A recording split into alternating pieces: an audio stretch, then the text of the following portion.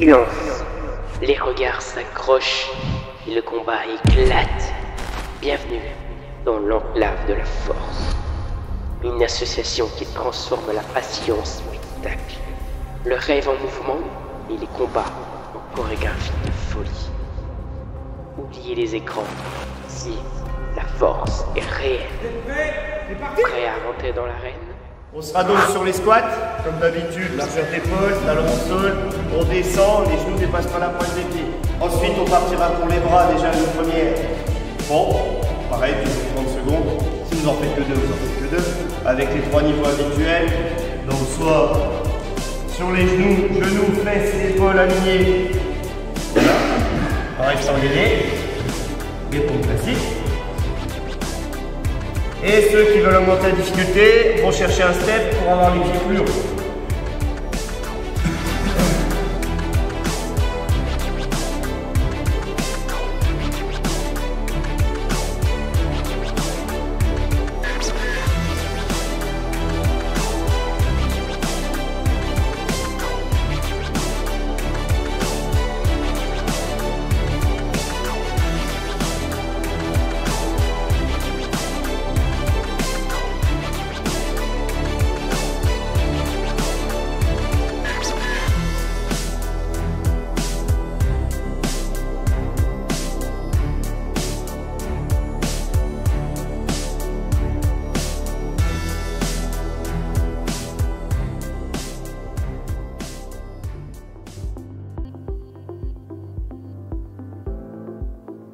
Donc, je m'appelle Stéphane Bourgeois, j'ai 45 ans et je suis enseignant.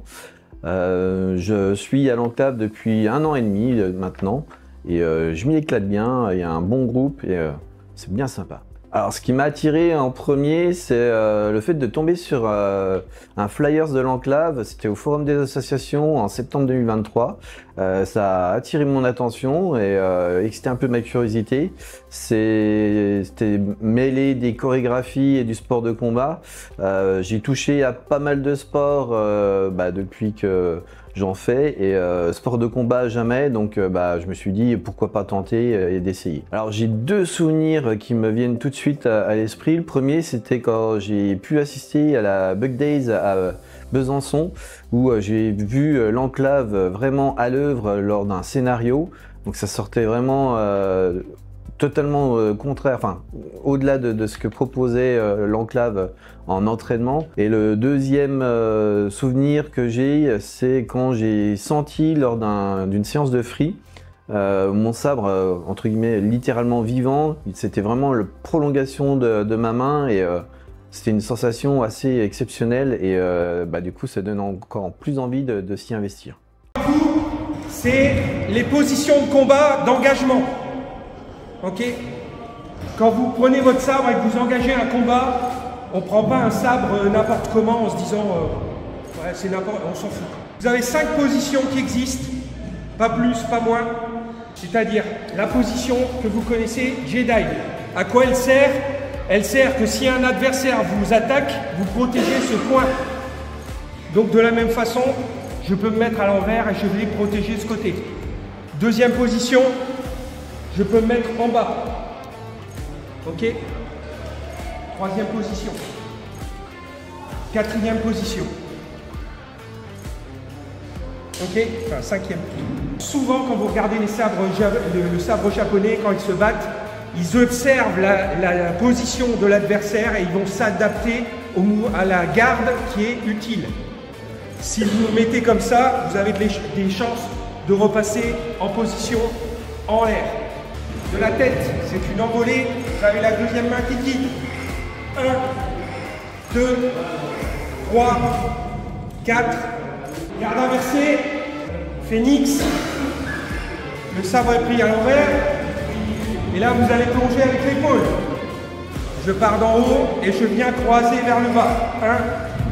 Je retourne en haut. 2. 1. 2. 1. 2. Alors, pour les nouveaux, ça va être un peu plus dur. Pour les anciens, vous savez, on continue le même mouvement, mais on passe dans le dos. Ça donne ça. 1, 2, je lève, je passe dans le dos, derrière. Je viens ici, la lame. C'est un mouvement d'avant-bras, c'est une rotation. Ça fait de ça. Comme ça, de balance. Je suis Nico, j'ai 47 ans et je suis gérant et propriétaire de la société Adegan's Armory. Je dirais qu'il y a deux grands socles qui sont importants. Il y a une partie qui va être vraiment se focaliser sur l'aspect technique, qui va permettre en fait à tous les combattants de prendre du niveau, de prendre de la technicité pour savoir au mieux se mouvoir, comprendre l'utilisation du sabre et de pouvoir bien maîtriser les mouvements, la dynamique. Et une fois qu'on a cet aspect technique qui commence à être bien maîtrisé, on intègre la partie chorégraphique, la partie scénique, où là on va aller chercher plus à raconter une histoire, on va jouer sur le jeu d'acteur. Et le fait de travailler sur ces deux aspects, ça permet, une fois que le combattant est à l'aise avec son mouvement, est à l'aise avec la maîtrise de son sabre, il va pouvoir tout doucement se maîtriser et en tout cas se focaliser sur la partie chorégraphique de ce qu'on essaye de retraduire. Bah, faut pas hésiter. Voilà. C'est franchement une activité qui est fun. C'est effectivement à la fois un compromis entre le sport physique, une activité vraiment physique complète. Ensuite, on va vraiment enseigner toute la partie maîtrise du sabre. Donc on est vraiment sur l'aspect sportif. Et ensuite, il y a le côté fun et ludique qui rentre en jeu. C'est justement quand on rentre un peu dans l'art du cinéma, où là, on est dans de l'acting, on est là pour... voilà, donc on va avoir des cascades, on va se planter, on va rigoler, etc. Donc il y a vraiment une cohésion des deux mondes qui font que l'activité est vraiment cool et elle est vraiment pour ça très différente de ce qu'on peut trouver quand on fait un sport vraiment spécifique ou si on fait une activité ludique très spécifique. Là, c'est vraiment le mariage, le regroupement des deux. Donc faut pas hésiter, faut pousser la porte, faut y aller, c'est cool. Si vous vous mettez comme ça et qu'en face vous avez un adversaire qui est comme ça, vous allez avoir un problème. Voilà, c'est aussi ça le partage, c'est de se remettre à niveau et accepter qu'il y en a qui doivent revenir. Ça va? Ouais, ça va tout le monde? Allez, super. Deux par deux s'il vous plaît. Parti.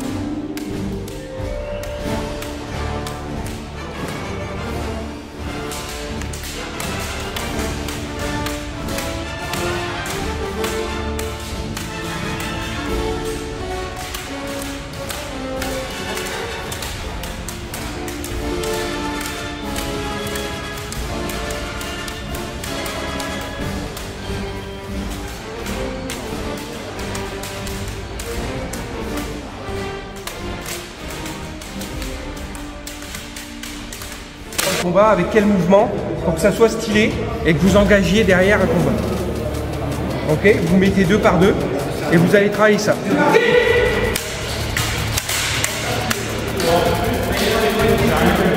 Je vois pas comment je vais être planté entre temps. Parce que pareil, tu as le bon enchaînement, tu m'écartes suffisamment pour suivre les points de la longueur. Donc, non, franchement.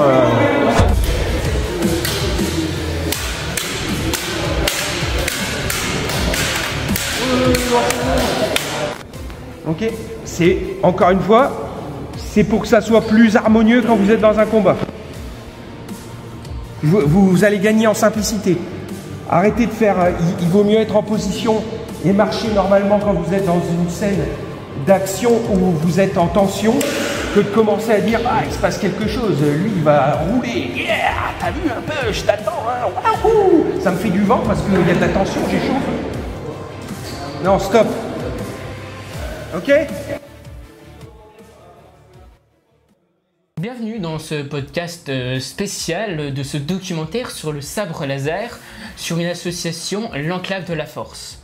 Aujourd'hui, nous accueillons le vice-président et président de cette association, mais surtout Nicolas, que vous avez pu voir tout à l'heure. Est-ce que vous pouvez vous présenter, s'il vous plaît? Alors moi, donc je suis Greg et je suis effectivement le président de l'association. Voilà.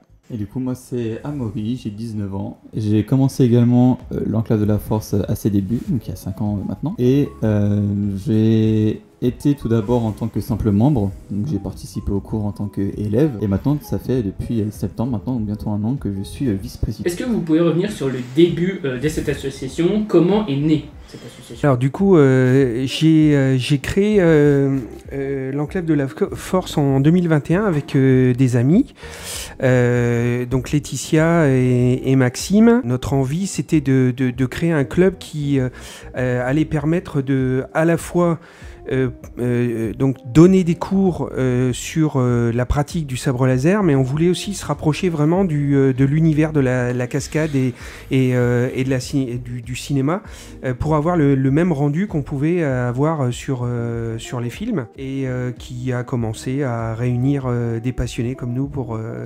pouvoir participer à ces cours. Depuis la création, donc, comme vous dites, de votre association, vous avez créé pas mal de choses, pas mal d'événements, des événements marquants, mais est-ce qu'il y a des choses qui ont changé dans votre vie après la création, que ce soit en tant que président ou vice-président par exemple? Je vais essayer de me contenir parce que je suis un hypersensible. Ça m'a apporté beaucoup, ça m'a fait rencontrer de belles personnes, ça m'a fait grandir, ça m'a fait mûrir. Ça m'a fait prendre énormément de recul, ça m'a fait voir que il y avait d'autres personnes, et chez des jeunes des fois de 14, de 18 ans, il y avait de l'intelligence à prendre et de la connaissance à prendre aussi. Donc justement ce que je te disais tout à l'heure, ce choc des cultures, ce choc des âges, fait que en fait tu grandis toi en tant que personne, parce qu'on apprend toute notre vie. Quels sont un petit peu tes... Quand j'ai rejoint du coup l'association, j'étais dans une phase de ma vie où j'étais pas bien. Faut le dire, j'étais pas bien, j'étais au fond du gouffre, surtout de problèmes personnels, etc. Et du coup le fait d'arriver dans une association avec une bonne petite base, parce que quand je suis arrivé, c'était pas dès les premières semaines, mais j'étais au bout d'un mois, il y avait quoi, une bonne petite dizaine de membres, largement. Facile. Ouais. Et moi, ça m'a fait surtout grandir intérieurement, dans le sens que j'ai pu être encadré par des bonnes personnes qui m'ont aidé à la fois au cours pour développer les techniques, etc., mais même dans ma vie personnelle. Donc je pense à Greg, qui m'a beaucoup aidé personnellement, et c'était peut-être une personne que j'avais besoin à ce moment-là dans ma vie, et ça m'a fait extrêmement du bien. Est-ce que vous avez des choses à rajouter, par exemple, sur votre association ou pas? Comme je l'ai dit tout à l'heure, rien n'arrive par hasard. Donc, à un moment donné, la vie met des gens comme ça sur notre chemin. Ils montent dans le train et puis on apprend beaucoup. Donc, c'est super intéressant de faire des connaissances comme ça. Des connaissances. Je remercie Amaury parce que, effectivement, il est important à ma vie dans l'association. Et puis, j'apprécie les contacts et les rapports qu'on a. Je remercie aussi toute l'équipe de mon association, l'équipe de mon bureau et puis mes adhérents. Voilà. Protégé là, à la verticale. Donc prends le temps de bien incliner ton sabre. Prends le temps de le faire. Vas-y. Non, regarde. Là, t'es ici. On a dit là. D'accord? Allez, vas-y. Là, voilà. Rattaque. Prends le temps. Prends le temps. Prends le temps. Donc, en garde d'abord. Voilà. J'attaque. Ici. Monte encore un petit peu les mains. Voilà. J'attaque l'autre côté. Voilà, beaucoup mieux Tyler. Par contre, tu as vu, tu n'es pas stable. Stabilise-toi sur les jambes. Voilà. Vas-y, encore. Voilà. Et pense à avancer avec des pas un peu plus grands. Tu es attaquant, tu dois le montrer. C'est toi qui es occupé de m'attaquer. Je m'appelle Adrien, j'ai 14 ans et je suis au collège. Alors je pense que ce qui m'a le plus attiré au sabre laser au début, c'est le fait de retranscrire ce qu'on voit à l'écran, les combats de sabre laser, dans la vraie vie. Je pense que ce qui m'a le plus attiré, c'est d'incarner un personnage et d'arriver à retransmettre l'ambiance qu'on voit dans Star Wars, dans les combats de sabre laser. Alors je dirais l'aspect le plus passionnant, c'est d'essayer de faire passer un message, une attention aux spectateurs qui nous regardent quand on est sur scène par exemple, d'arriver à retranscrire l'ambiance des combats de sabre laser qu'on peut voir dans Star Wars. Et l'aspect plus difficile, je pense, c'est plus dans la pratique sportive, c'est le contrôle de soi. Par exemple, dans un combat, pas taper comme un bourrin, ne pas se laisser emporter par son combat. Je pense le souvenir le plus marquant que j'ai au sabre laser, c'est qu'on s'était déplacé pour un événement pour la lutte contre la mucoviscidose. C'est très sympa parce que c'est tout en se faisant plaisir à faire du sabre laser, on a réussi à contribuer à quelque chose de caritatif et qui peut aider des personnes dans le besoin. Aussi d'apprendre à se battre les uns contre les autres, à comprendre les styles, et pour que vous ne soyez pas perdus si un jour vous tombez contre l'un ou l'autre en scène. Donc vous sachiez que vous ayez l'habitude de travailler avec les uns et les autres. Okay. N'oubliez jamais une chose, vous êtes tous des partenaires, vous n'êtes pas des adversaires. S'il y en a un qui est ultra balèze et qui casse la gueule à un autre, bah ça marche pas parce que celui qui est ultra balèze pourra jamais montrer qu'il est ultra balèze si l'autre ne suit pas. Pour qu'un combat soit beau, il faut que vous ayez deux personnes qui s'entendent et qui puissent travailler ensemble. Sinon ça marche pas.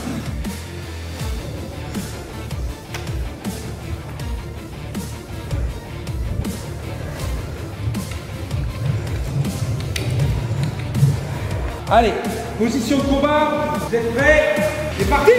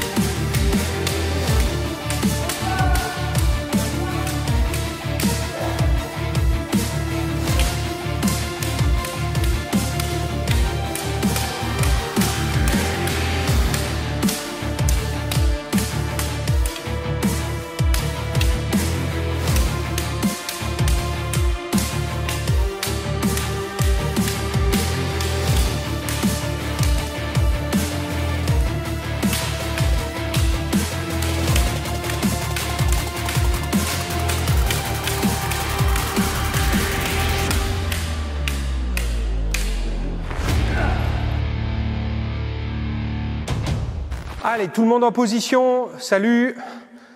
Allez. Merci à tous, c'était vraiment cool. Je tenais à vous dire que j'étais super content de votre niveau. Vraiment, techniquement, vous assurez grave encore, c'est vraiment cool. Bon, j'en doutais pas, hein, mais ça fait plaisir de vous voir toujours aussi punchy. C'est vraiment chouette. Voilà, donc on se retrouve bientôt. Merci à tous.